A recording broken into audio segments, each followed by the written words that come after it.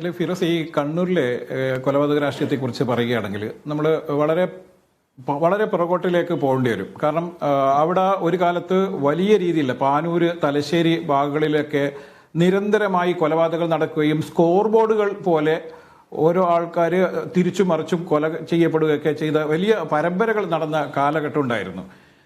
പലതരത്തിലുള്ള കൊലകൾ നടന്നിട്ടുണ്ട് അവിടെ. അത് RSSും CPM തമ്മിലുണ്ടായിട്ടുണ്ട്. അതുപോലെ തന്നെ CPMും കോൺഗ്രസും തമ്മിലുണ്ടായിട്ടുണ്ട്. പലരും അവിടെ പല രീതിയിൽ കൊല്ലപ്പെട്ട ഒരു ചരിത്രമാണ്. പക്ഷേ പിന്നീട് ഈ കൊലപാതക രാഷ്ട്രീയത്തിന് അയവ് വരികയും കൊല ചെയ്യപ്പെടുന്നവരുടെ എണ്ണം കുറയുകയൊക്കെ ചെയ്തു. കണ്ണൂർ എന്നാണ് തന്നെ വലിയ നാണക്കേടുണ്ടാക്കുന്ന രീതിയിലുള്ള വലിയ രീതിയിലുള്ള കൊലപാതക പരമ്പരകൾ നടന്ന സ്ഥലമാണ് കണ്ണൂർ.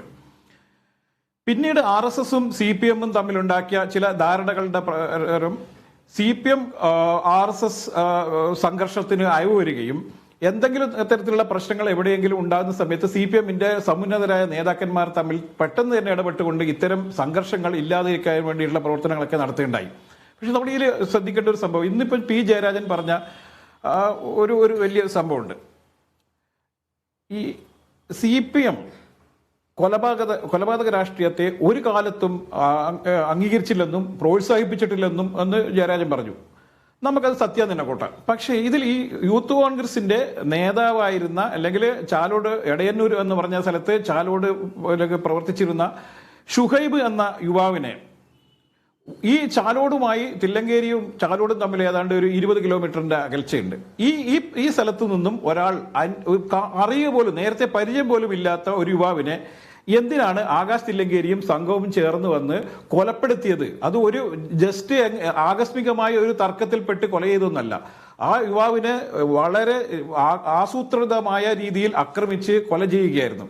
അപ്പോൾ ഈ കേസ് പിന്നീട് തേച്ചുമാച്ച് കളയാൻ വേണ്ടിയിട്ട് വലിയ ശ്രമം നടന്നു. മാത്രമല്ല, ഷുഹൈബിന്റെ കുടുംബാംഗങ്ങള് ഹൈക്കോടതിയിൽ ചെന്ന് ഇത് CBIക്ക്, ഈ അന്വേഷണം CBIക്ക് കൈമാറണം എന്ന് ആവശ്യപ്പെട്ടുകൊണ്ട് നടത്തിയ ഹർജിക്ക് അനുകൂലമായ വിധി വന്നപ്പോൾ അത് ഡിവിഷൻ ബെഞ്ചിലേക്ക് പോകാനും അത് വലിയ രീതിയിൽ ഈ CBIക്ക് വിടാനുള്ള നീക്കം തടയാൻ വേണ്ടി സർക്കാർ തന്നെ വലിയ ശ്രമങ്ങൾ നടക്കുകയും അതിന് ഏതാണ്ട് 70 ലക്ഷത്തോളം രൂപ ചെലവഴിക്കുകയും ചെയ്തിട്ടുണ്ട്. അപ്പം നമ്മൾ ആലോചിക്കേണ്ട സംഭവം എന്താണെന്ന് വെച്ചാൽ, ഈ ആകാശ് തില്ലങ്കേരിക്ക് CPMുമായി യാതൊരു ബന്ധമില്ലെന്നും ആകാശ് തില്ലങ്കേരിയെ നമ്മൾ നേരത്തെ തന്നെ പുറത്താക്കിയതാണെന്നും അതുകൊണ്ട് ആകാശ് തില്ലങ്കേരി എന്ത് പറഞ്ഞാലും ഞങ്ങൾ അത് അംഗീകരിക്കില്ലെന്നും ആകാശ് തില്ലങ്കേരിയായിട്ട് ഇനി പാർട്ടിക്ക് യാതൊരു ബന്ധമില്ല എന്നൊക്കെ ഇന്ന് P. ജയരാജൻ പറഞ്ഞതുകൊണ്ട് മാത്രം ഈ ആകാശ് അദ്ദേഹത്തിന്റെ താല്പര്യപ്രകാരം പോയി ഷുഹൈബിനെ വെട്ടിക്കൊന്നു എന്നൊന്നും ആളുകൾ വിശ്വസിക്കില്ല. അത്രയൊന്നും മൂഢന്മാരല്ലല്ലോ നമ്മുടെ നാട്ടുകാർ. അപ്പൊ ഇതിൽ വളരെ കൃത്യമായി രാഷ്ട്രീയമായ ഗൂഢാലോചന നടന്നിട്ടുണ്ടെന്നും രാഷ്ട്രീയമായുള്ള തീരുമാനത്തിന്റെ ഫലമായിട്ട് തന്നെയാണ് ഷുഹൈബ് കൊല്ലപ്പെട്ടതെന്ന് നമുക്ക് കാണാൻ വേണ്ടി കഴിയും. ഇത് ഒരു കൊലപാതകമല്ല, 2 കൊലപാതക കേസിൽ പ്രതിയാണ് ഈ തർക്കം.